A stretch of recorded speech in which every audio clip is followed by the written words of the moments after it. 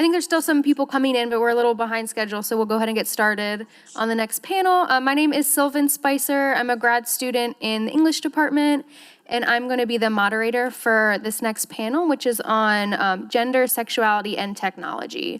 So at the center of all of these presentations is this idea that as technological advances transform our relationship to both the human body and artificial intelligence, our understanding of gender, sexuality, identity, and desire shift as well. The presentations that you're about to hear engage audiences in thinking through complex questions related to digital self-representation, digital pornography, and artificial intelligence. So I'm going to introduce our three panelists. We have two people in person and then one person who's sort of Skyping in their presentation. So I'm going to introduce everyone, and then each panelist will have 15 minutes to talk, and then we'll have some leftover time for questions. So our first panelist is Jacob Groshek. He is an assistant professor and the research chair at Kansas State University. And his paper is titled "On the Potential Reality of Her, Examining Human Relationships with Voice-Activated Disembodied Personal Assistants." And then right next to Jacob, we have Trish Nixon, who is an artist, and their presentation is titled "The House That Boy Built."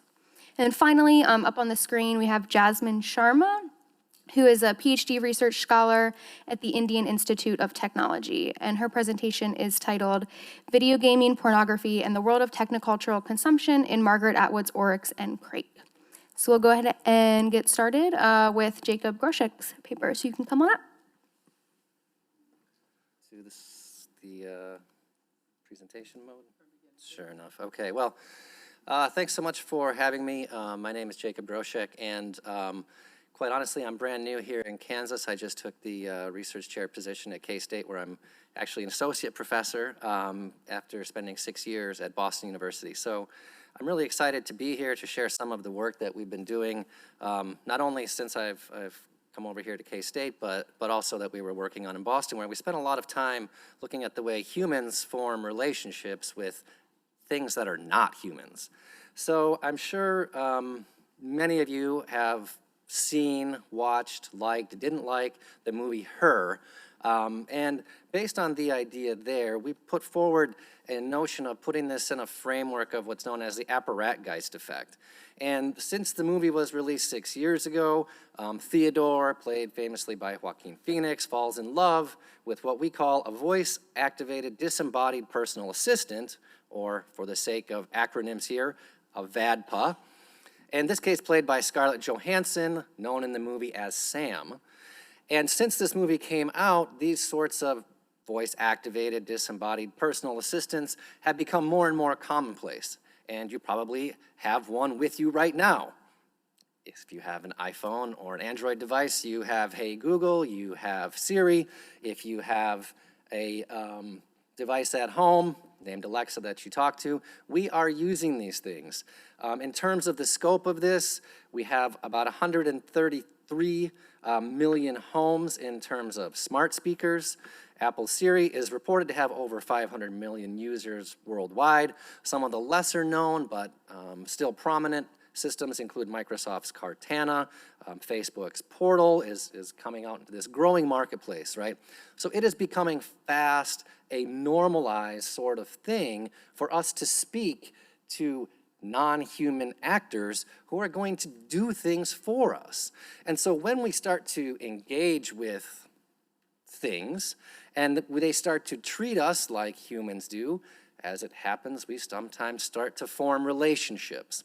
So at the crux of this inquiry is an investigation into that concept that 6 years ago, when the movie Her came out, seemed sort of interesting and funny and maybe a little far-fetched. And of course, if you know the movie, it ends a little bit sadly. But in any case, I'm going to show a very brief clip, so if you'll indulge me here. We want to put this into context, and if some of you have happened to see this before. What's your name? Okay, I think I'm still in the, okay, I think here we are. All right, sorry for the delay. We're sharing the screen across, I think, several continents, time and space, all being eroded into one. Anyhow, I'll have this. What's your name? My name? It's Siri. Hey. It's 7:44 p.m. Good evening. It's 7 in the clock. It's 7 in the clock. What is it today outside? My name is Siri, and it was designed by Apple in California. She heard me That's all I'm again. prepared to say. I love you so much. I'm not sure I understand. He's on still. I'm talking like a baby. I love you so much. You. That's nice. Can we get back to work now? Oh yeah. I love you too much. You can't. She said I can't do me. She just told me. I love you so much. Oh my. You are the wind beneath my wings.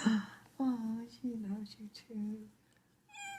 Okay, so I think the point is well made here, right? We have an automated system interacting with, in this case, a child, and the child says over and over again, I love you so much. I love you too much, to which Siri has a variety of responses, right? Some of which designed to engender and reciprocate that sort of feeling or that emotion to something, of course, that we presume cannot actually express those types of feelings, right?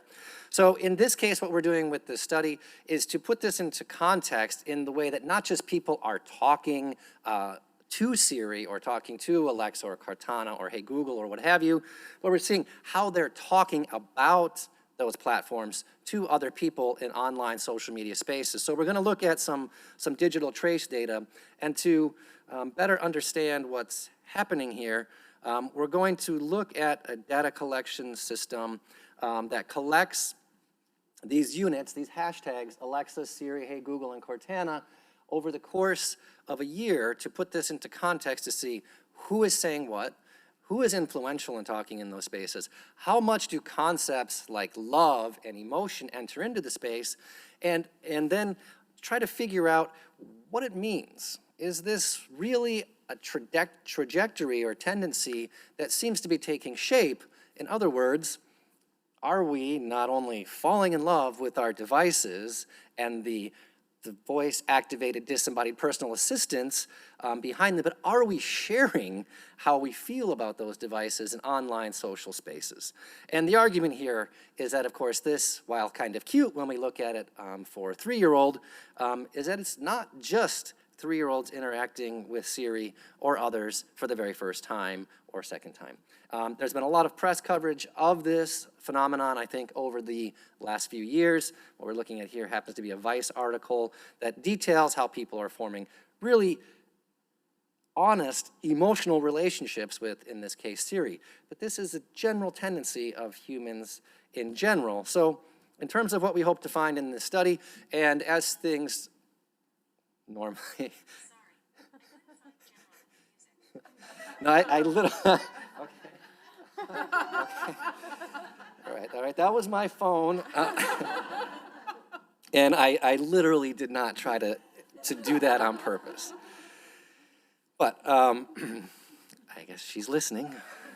So what we're trying to do here is to construct these models that will algorithmically and visually identify influential users within these networks of hundreds of thousands of folks communicating about these devices, these disembodied personal assistants, but also then to look at those words, keywords and hashtags, and how those are being connected and employed to get a better sense of how not only who is saying something, but what are they saying, and how can that better help us understand the way people feel about these VADPAs. And again, we're trying to put this in what we know as this apparatgeist phenomenon outlined by Jim Katz and his colleague Mark Arkus going back, almost 20 years now. So the fact that people have been forming relationships with devices, with things that are not human, is not new. And apparatgeist really got to this notion of us feeling strong connections to things like our laptops or our phones or other electronic devices, even though they weren't talking back to us at that point in time. So the way that we portaled into this data was to use a system known as the Digital Methods Initiative Twitter Collection and Analysis Toolkit. So I'll give just a very brief background on what that thing is so you can better understand where we got this data from. In short, this is a system that goes out into the Twitter streaming API on a continual basis. So if we tell it to collect tweets about Alexa, about Siri, about Google, about Cortana, it's going to keep doing that on an ongoing basis. We're able to collect millions of units. This thing stays on as long as we want it to or until we turn it off. But on the other hand, it doesn't collect a full fire hose access of everything that's being said out there, but rather a generally representative sample of that whole gigantic thing that we call the Twitter space. So this is a free and customizable bit of software that is out there for anyone to download and use. I've put a link to it here from GitHub. It was developed at the University of Amsterdam by Bernard Reeder and his colleague Eric Bora. And it's one of the more useful, I think, especially in academic cases, ways to get into Twitter data without having to spend an incredible amount of money. In terms of this particular study, this is a quick screenshot of what the TCAT installation looks like. In this case, I'm reporting on about 1 year's worth of tweets, so going back to October 1st of 2018 to October 1st of 2019. So if you're doing the math, I completed this presentation a couple of days ago. In any case, this gives us a really good insight into not only the volume of what's being communicated about these devices, but also what's happening in terms of time. I haven't had a chance, but as you can see, clearly there's a spike around about last January, February. Maybe there was a new release or something like that. I can't explain exactly what that was, but in any case, I'm already running out of time. And we have altogether almost 700,000 tweets from almost 400,000 distinct users. I filtered these down to focus only on ones that mention the word love. There's lots of ways we can slice and dice the data, but of these units, of these 700,000 almost, there were 10,000 tweets from 7,454 users that mentioned the word love. So somebody said one of those keywords and they said love. Now, we don't know what they said love about, but in terms of understanding that, we took a few methodological and analytic steps to identify communities, to figure out who's influential. We applied a few algorithms. For the sake of the users, we used what's known as the betweenness centrality algorithm, which basically is a way for us to operationalize who is influential in passing messages throughout the networks to others, users that are talking about the same thing, who are also using the word love. We put these into community clusters, we applied color to those communities, and then we graphed them visually. So these are all words on a screen, so probably doesn't make much sense. When we put this into practice, it looks something like this, where each of these nodes represents a user who said one of those keywords, Alexa, Siri, Cortana, so on, and they said love somewhere. When we put all of these users together, some of them, like that big node there in blue, Paul Cutts Singer, he's one of the more influential users talking about this. So now we have a portal to jump into a real-time situation to figure out who these users are, and we can start to categorize them. And so when we do, I just did the top 8. You can, of course, go through the entire list, but basically what we're finding here, and I don't have, unfortunately, time to show all their profiles, Paul Cutts Singer, that big node, he's an Alexa employee. Amazon Oh My Y is a tech-based bot. We see another that's an official Alexa development feed.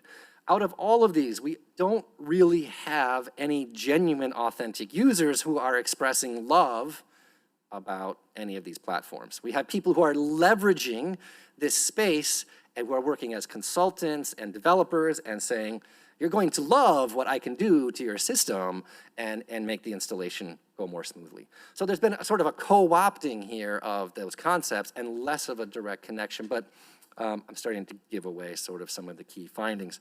As we move on to looking at what people are saying, we did the same process, except we looked at keywords, and we used a slightly different algorithm to identify which words were prominent when being shared with other words. In other words, does Alexa connect to love?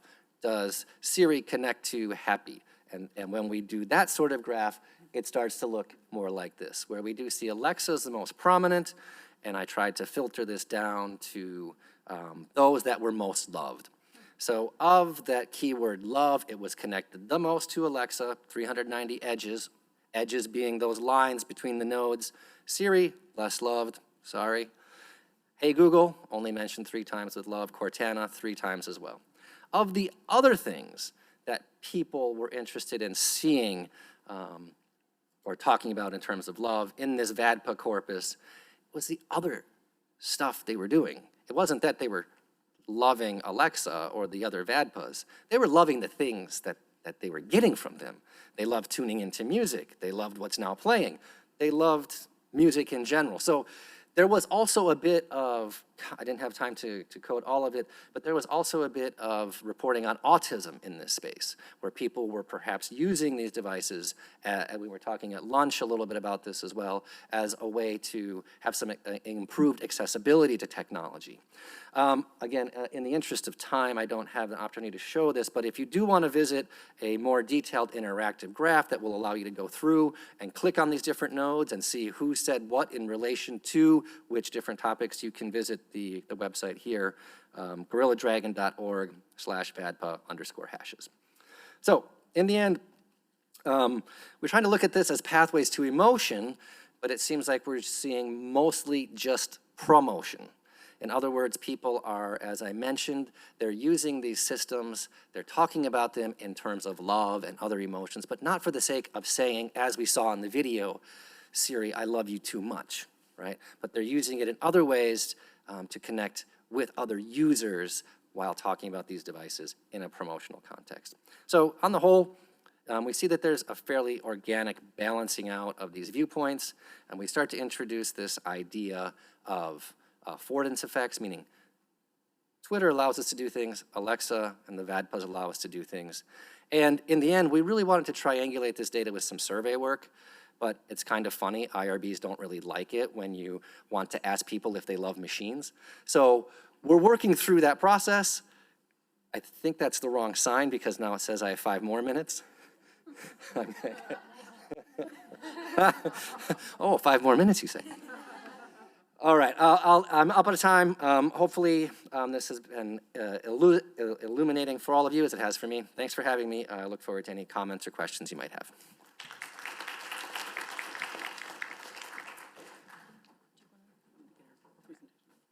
All right, so while we're getting the next person's presentation up, thank you again for your talk, and I'd like to welcome Trish Nixon up to present on their work once we get the PowerPoint up.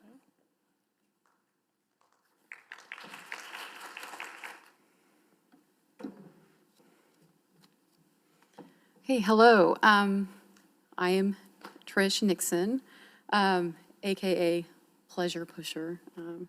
My studio name or persona. Just a little bit about me.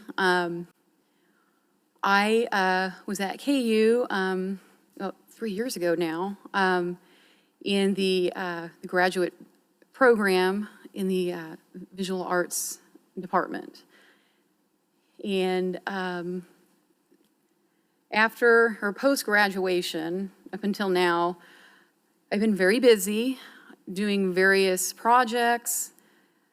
In my studio practice, I've attended some conferences, I've had some exhibitions, which has been very exciting, and have done some workshops and have a workshop coming up in a few weeks at the Kemper Museum. So I'm very excited about that. And it will be, I'm going to be doing a workshop with queer youth, doing a collage workshop. So I'm really excited about that. And with that, I'm gonna go ahead and get started. So a little bit about my practice.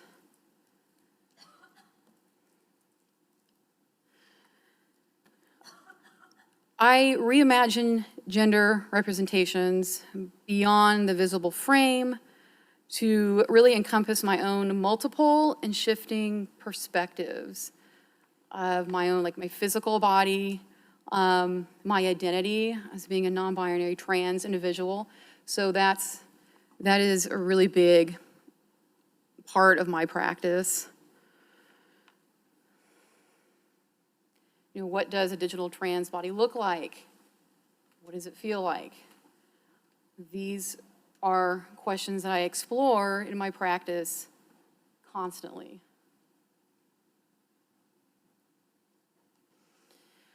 So here I am, age 10. I thought it was a very cute picture, so I thought I'm going to include this. It's relevant. I haven't seen this picture in a very long time.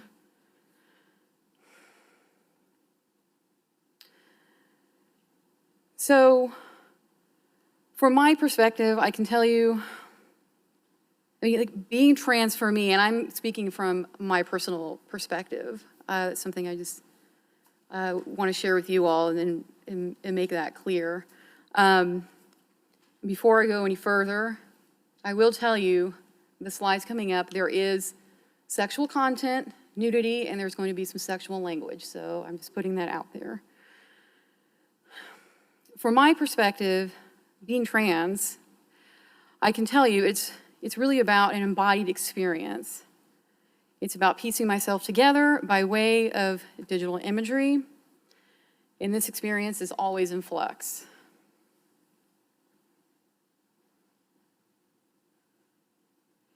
The creative process at times feels very raw, erotic, intense, and intimate. I believe our minds are stronger than our bodies. I was not a pretty child growing up. I guess you could say I was an average-looking tomboy. I felt incredibly awkward wearing dresses and barrettes in my hair, not by choice. I never felt quite right inside as a kid. I certainly didn't behave like a girl, and the only time I dressed like one was when my mother made me wear dresses for picture day at school or some other special occasion, which I'm sure some of you probably can relate. So within my practice, I do various things. I'm working with like paper itself, very large photographs. These are self-portraits. I'm physically cutting. I use text. I use installation, photography, digital media, the digital image, photography. I do all the things. And here's some examples of some older work. This was actually work done for my thesis exhibition in grad school. It was very exciting. It was a great show, lots of great feedback. Of course, I'm writing all the text. I'm further manipulating these images, bringing them into a new space.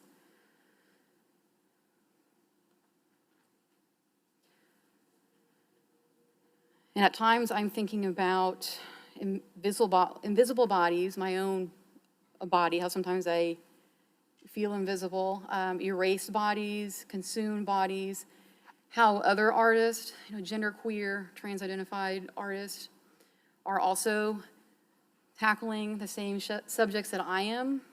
So that's really important because I know I'm not alone in that.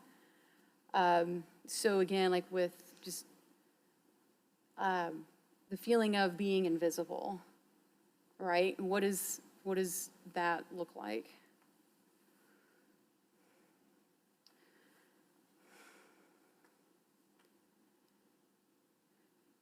Most of the images that you're going to see in my slideshow today are meant to be viewed as a projected image, which this presentation is perfect, because you're going to see here very soon.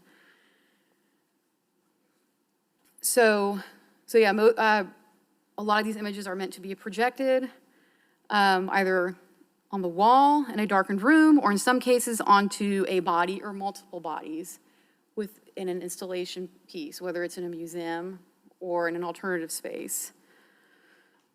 I evoke the human body by using my own to act as a catalyst for transformation and expansion. And so oftentimes when I'm setting up a scene in my own private space where I live for the camera, for a photo shoot, I'm using everyday objects, my couch, books that are very close to me, other items, clothing, the shirt, my boots that I wear. You know, I will say, you know, my art is my identity.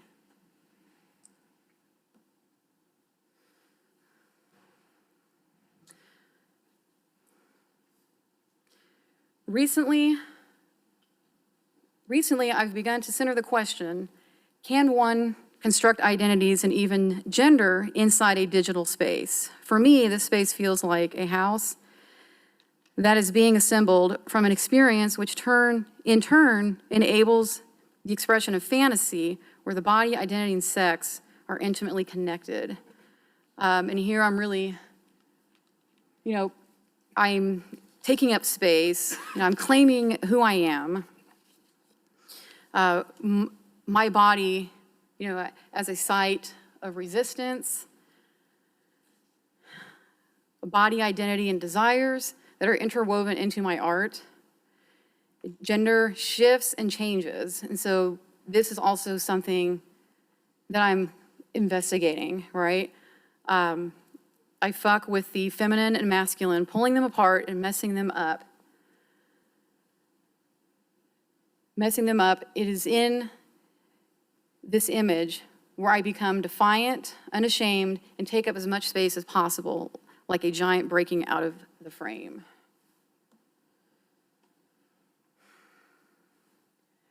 And here I am, I'm exploring the idea of using like these digital kind of like these blocks and thinking about being hidden, censorship, how that's played out within social media platforms every day. And sexual fetishes, you know, that's something else that I'm tapping into as well.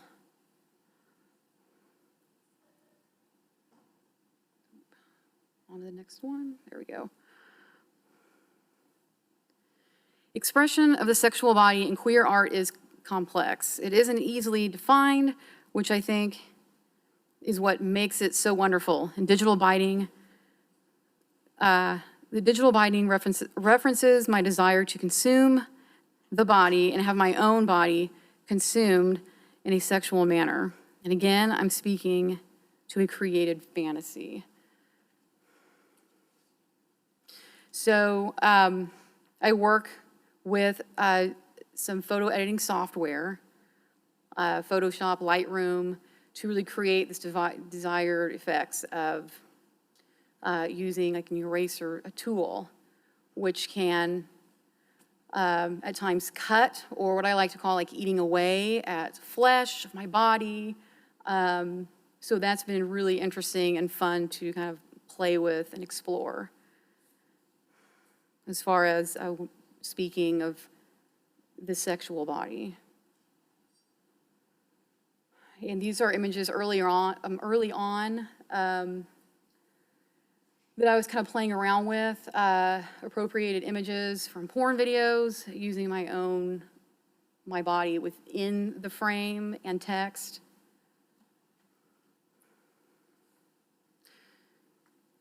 In unsexed body, my genitalia are removed using a digital editing tool, much like the one I use for the biting process, leaving my sex and gender in question.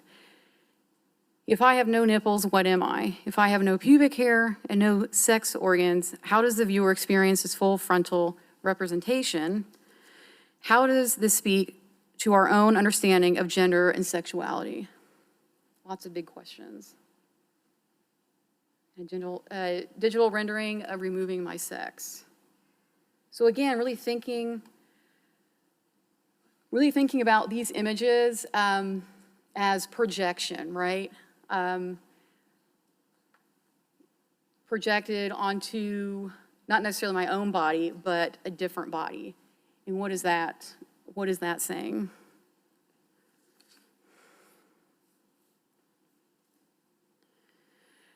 I play around with the idea of censoring areas of the body that normally wouldn't be hidden or censored. So I begin to reference social media my own experience or experiences with social media, Instagram in particular, Tumblr, just having quite a few of my images removed. I think I counted at one point 30 some odd images that had otherwise been hidden within a private viewing mode. Tumblr, with Tumblr, for example, or Instagram, just flat out being just removed altogether. And at times I repost these images where I kind of do like self-censoring, or like, for example, here's an image that was removed from Instagram. This was, I believe, 2 years ago. So again, I'm kind of playing around with distortion and what, kind of what that does. And it really makes this whole new, it's a brand new image in a way. And so it starts a new conversation. So I think that's really interesting.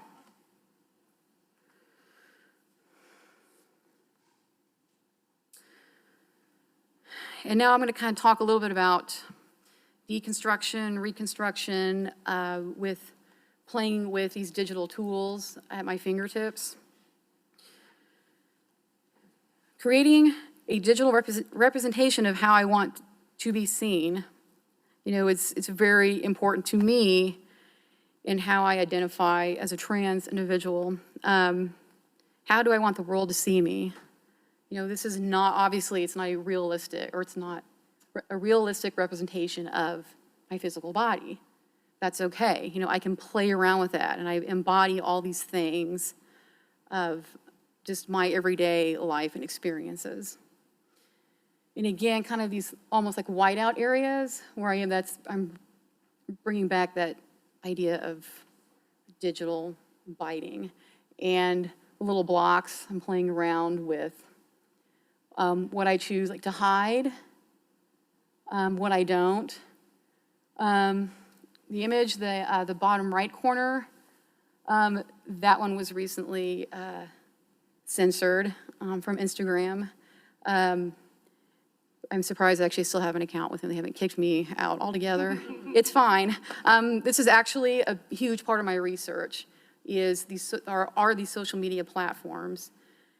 And so what I end up doing is I reposted it again, and this time with censoring both my nipples. Okay, it's okay. I have 2 squares where they need to be. It's okay. So where do I go from here? And I'm about out of time here. Where do I go from here? I'm thinking a lot about just the possibilities of projection in a space, and further having these conversations in workshops, these hands-on workshops, talks. Here I'm playing around with just layering multiple images on top of each other over and over and over until the body starts to become very abstracted, ghost-like, ambiguous, which is important. So that's me. My time is up. Thank you so much for your time. Okay, thank you. Yeah, but she wants to talk with her face first, and then we'll. All right, you're good to go, Jasmine. Yeah, hello everyone. I hope I'm audible over there. Yes. So hi, this is Jasmine Sherman, and I'm from India, and I'll be presenting a paper. Unfortunately, I cannot come over there, so that is why I'll be connecting here with you guys on Zoom over here. First of all, I would really like to thank the university and the organizers who gave me an opportunity to speak and come in touch with you. So could you just share the screen, my slides, so that I can begin the presentation? Sure. Okay, let me pull that one up first. And then we'll share that screen.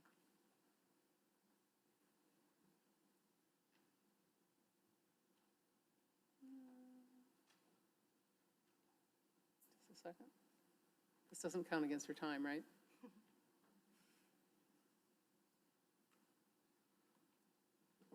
The slideshow. Now let me share.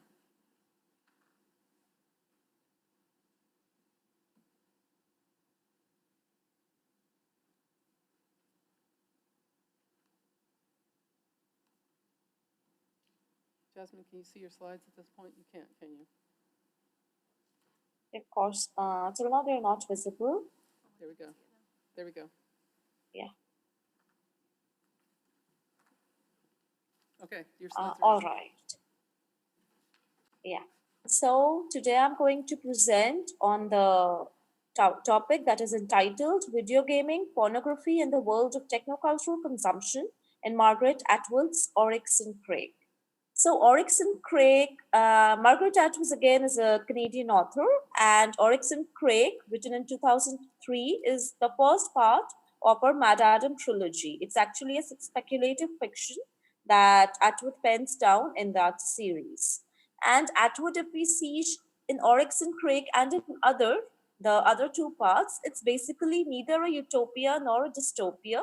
What Atwood has done, it's actually a dystopia where we have both the utopic and the dystopic connotations existing parallel to each other and overlapping each other in order to create a better and a post-human society. So, fresh slide, please.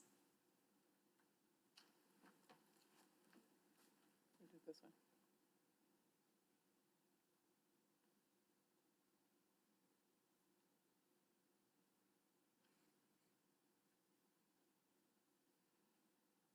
Yeah, so the presentation, the objective of the presentation is basically to explore what is technocultural consumption. That is how the consumption of digital cultures. In this presentation, we are going to deal with two cultures. That is the consumption of video games and the consumption of digital pornography.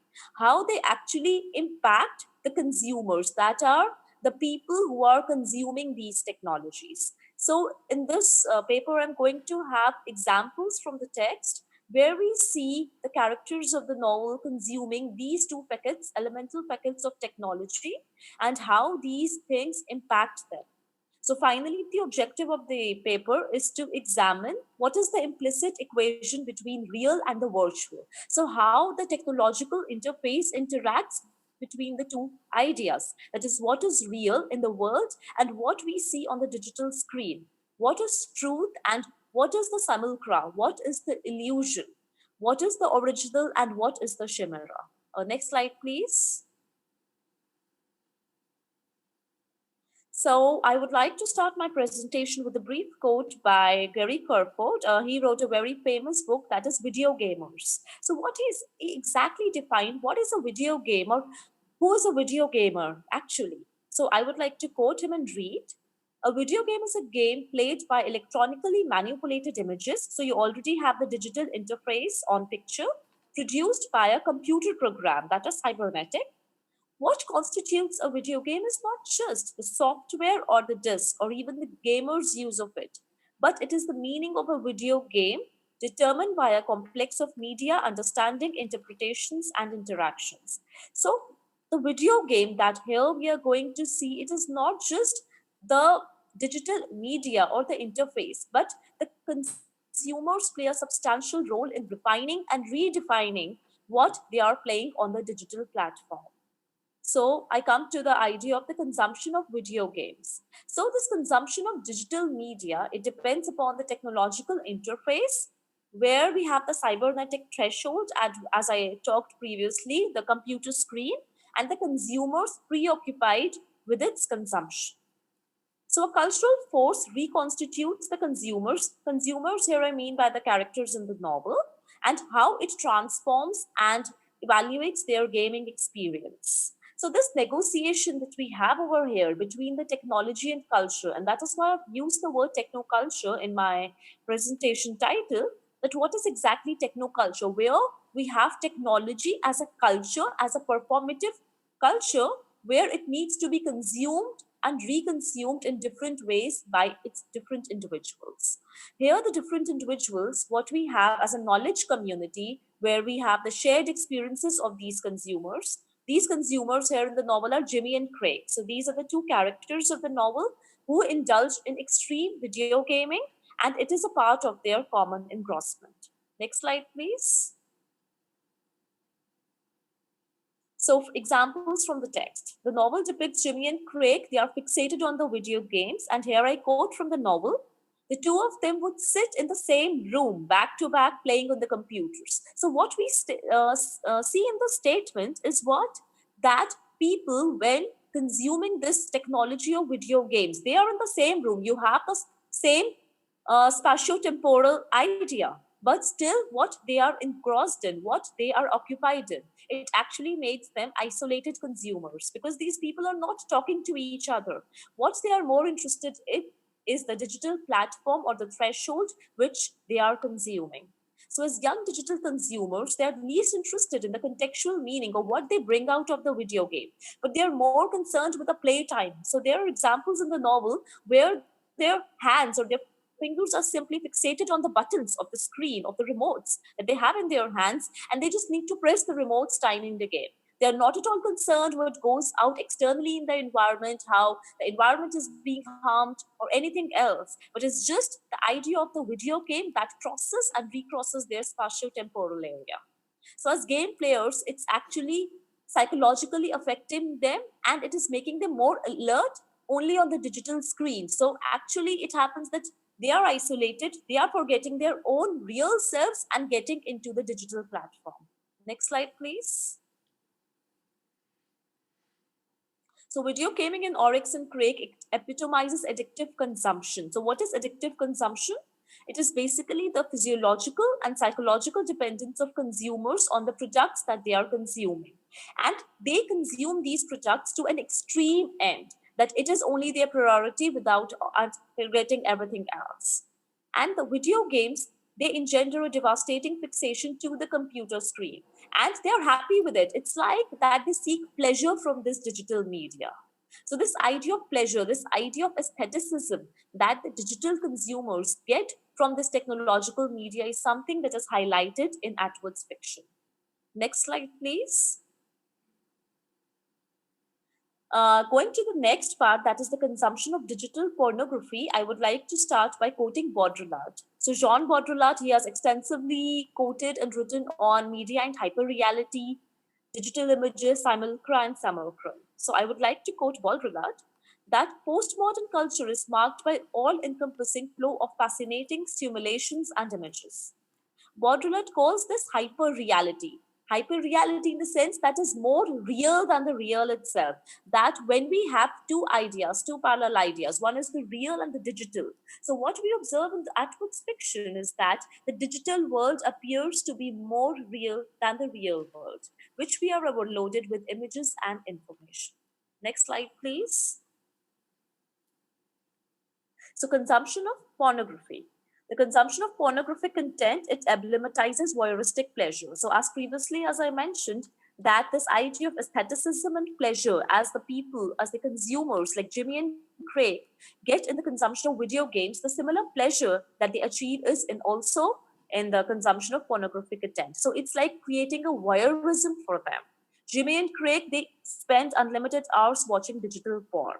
And the pornographic content on the internet, it's actually a fabrication of simulations. It is nothing real, but even the sex stimulation that they are being created, that is being created in the novel, it's actually on the digital platform. Sex has been consumed on a digital interface. And consumers here, what they realize, it's actually false connotations and fake desires. Nothing is working in the real world, but only in their imagination, the mind, the digital simulacra, that is creating all the voyeuristic pleasure. So it means that the people watching porn, they fail to realize the reality and they believe in the illusions, the content that are showing, that the porn pictures show them, as well as the stimulations in their body that they get from it. They are more real than the real itself. Next slide, please. So examples from the text, we again have Jimmy and Crake. They saw Oryx. Oryx is actually one of the characters in the novel, one of the nebulously drawn characters of the novel, where she's a porn star and she has a role to play there. So Oryx on hot takes a global sex trotting site. Now gazing Oryx three-dimensional image, because what they see in her, it's only the three-dimensional. Right now, it's not the real Oryx that they're saying, but it's only her digital portrait. Constituted by these youngsters, it actually blurs their perspective between the reality and the illusion. So what they understand by the image of that girl is actually what they see, that she is real. But here what we see, it's not real. It's actually a three-dimensional portrait. For Jimmy, the 8-year-old nude Oryx star, she's the same grown-up Oryx whom Crake hires to educate the Crakers. So Jimmy, the character, is unable to make a dichotomy between what is reality and what is illusion. Is the girl, the 8-year-old girl he sees on the digital media, same as the grown-up girl that right now is working in their project? So he also has this misconception. So the realm of the cyberspace, it tricks Jimmy due to its identity fluid appearances. So cyberspace, it is actually the digital interface. The identity, the idea of identity is getting blurred over this interface. Next slide, please. Again, I would like to quote from the novel. It is Oryx saying to her digital consumers, I see you watching, I know you want it. So it's like an artificial or a digital way of generating desire among its consumers. This statement by Oryx, it places her in a powerful position. Now here, this point is very important. Right now, before what we are seeing, like Jimmy and Crake consuming video games, consuming pornography, it's like they are the masters of this digital platform. But here we see the turning of the tables, where we see that it is not Jimmy and Crake, but it is Oryx. That Oryx, the three-dimensional image, she has the ability right from the screen to create an interface where she's able to surveil, or she's able to have hands-on on her consumers. She's able to actually regulate the psychological and sexual behaviors of her visual consumers and subordinating them with her mysterious gaze. Through a digital image, she challenges the consumers without making them realize. For instance, Jimmy never realizes that he is actually caught up in this gaze of Oryx. What he realizes is, I am controlling the image, but he is not controlling the panoptic. The panoptic actually controls him. Instead of the porn consumers like Jimmy dictating the politics of global surveillance, that yes, I'm the master, it is actually the stimulated images that the digital platform has an upper hand, which engender the regulation of the former, that is the global surveillance method. Next slide, please. So finally, I would like to conclude my presentation. Video games and pornography try to digitalize pleasure in this novel. And the gratifying experience, what they get, it is not actually through the internet or through the browser that they are surfacing. It is actually the culture, the performative culture of technology that actually makes them subordinate to this digital media. That as consumers, it is the technocultural relation between themselves and the digital platform that is subordinating them. So in this way, the digital technologies, they play a substantial role in instilling the practice of cultural consumption. Technology is a culture where different characters consume it in different ways. And in this presentation, I've highlighted two major ways. Next slide, please. So it's just the three works that I've cited in this presentation. And finally, the conclusion slide, the thank you slide. Yeah, and all questions, comments, and suggestions are welcome from your side. Thanks a lot.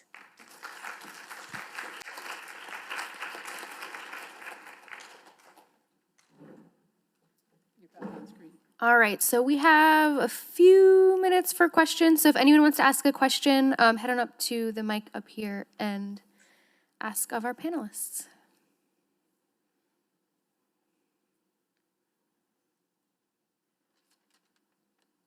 I can get us started with one. So, I mean, this panel is inherently sort of intersectional. You all talk about the intersection of gender and sexuality with these different technologies, but I'm wondering if there's other ways that you see intersectionality playing into what you've talked about. I think, Jacob, you mentioned this role potentially of accessibility, and then identity just in general is intersectional. So if any of you want to speak to that.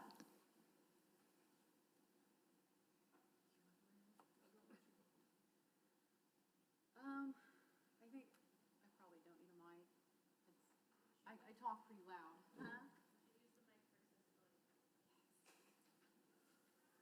Okay, everybody can hear me? There we go. Okay, that's actually much better. So intersectionality as far as just identity. I mean, queer and trans is big. And it's different for everyone that identifies as such. Can you maybe expand a little bit more? Yeah, I guess I'm just curious about, I mean, if that, I mean, I guess it does obviously play a role in what you're doing, but if you're sort of actively thinking about certain aspects of intersectionality when you're sort of putting your art pieces together, maybe. I don't think I am, actually. I don't, to be honest, it's not something that, I actively think about. However, that being said,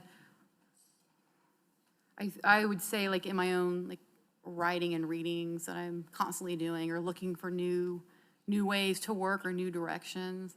I mean, I think a lot about, like,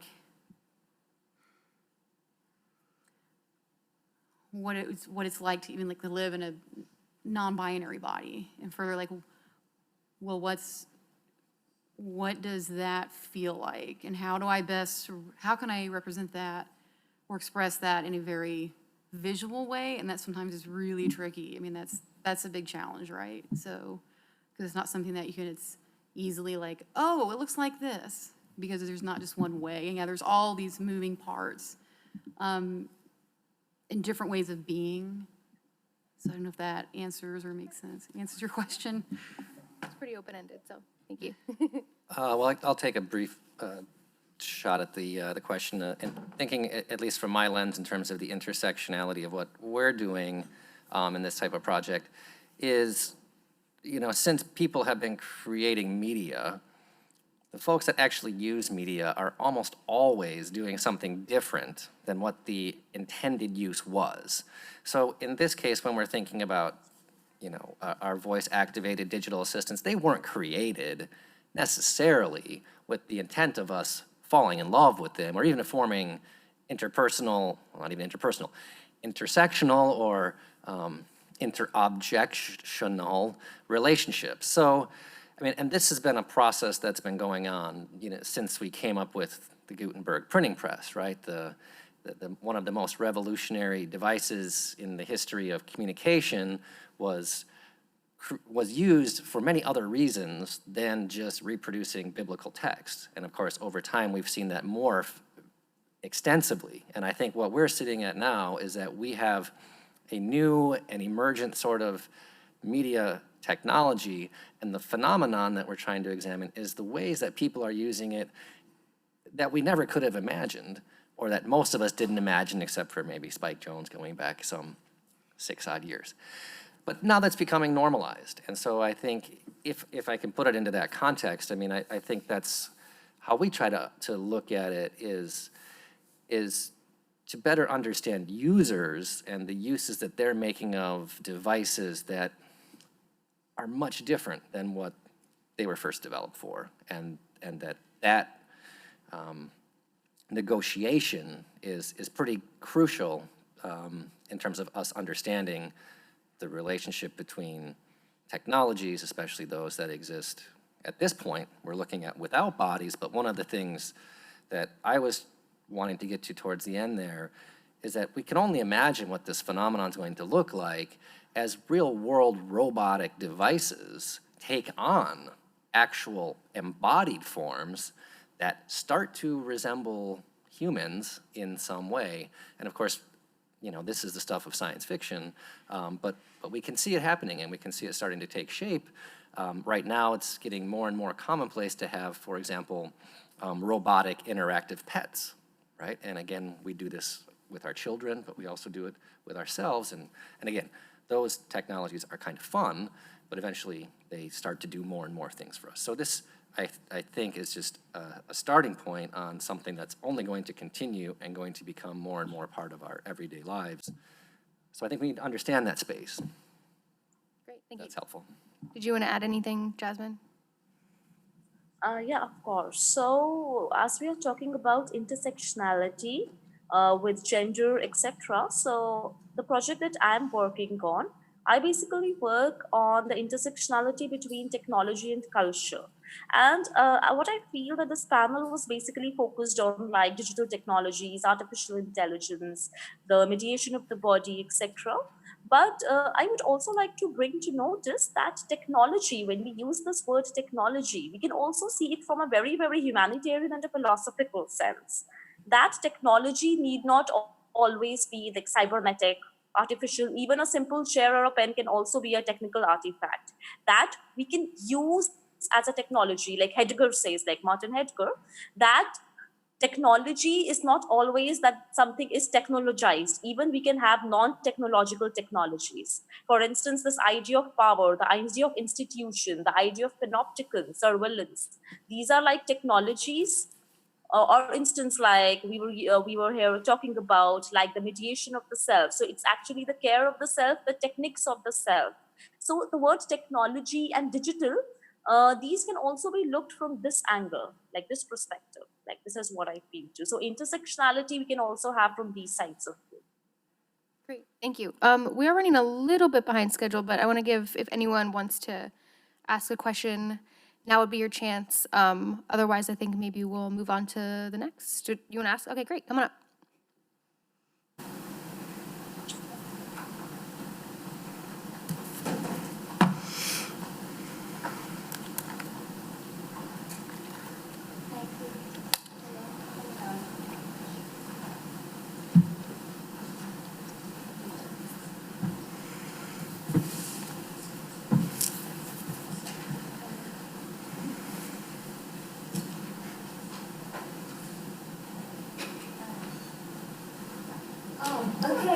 Repeat the question while you something further. Yeah.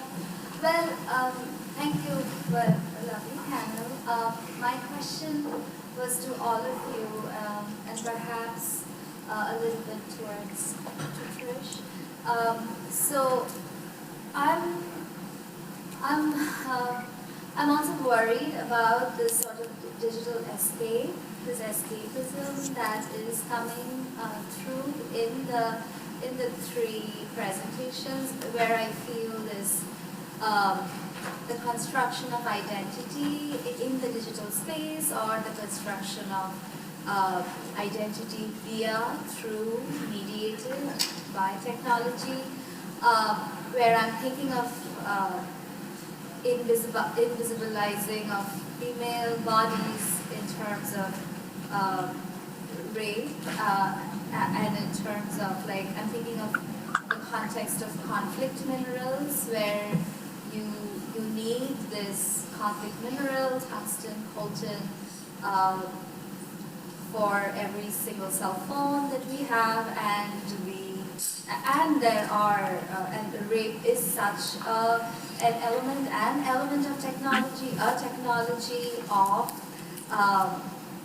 dominance, disciplining, and profiteering, right? So I'm thinking of this neoliberal space of digital escapism and creating identity, but also also grappling with technology from a little perhaps more cautious and weary perspective. Did everyone hear that okay, or should I try to repeat back some of the crux of it? Yes? Repeat it? Okay. So let me see if I can cover most of this. So I think what you're sort of pointing to is maybe this concern with digital escapism, and wondering if there's a more cautious way of looking at technology when taking into account issues like you brought up rape, and you brought up conflict minerals that go into creating cell phones, and the invisibilizing of female bodies along with that. So if the three of you would want to speak to that. I know it's kind of a lot, but. Yeah, I'm not sure where to begin with that one. I mean, there's a lot there, like some really,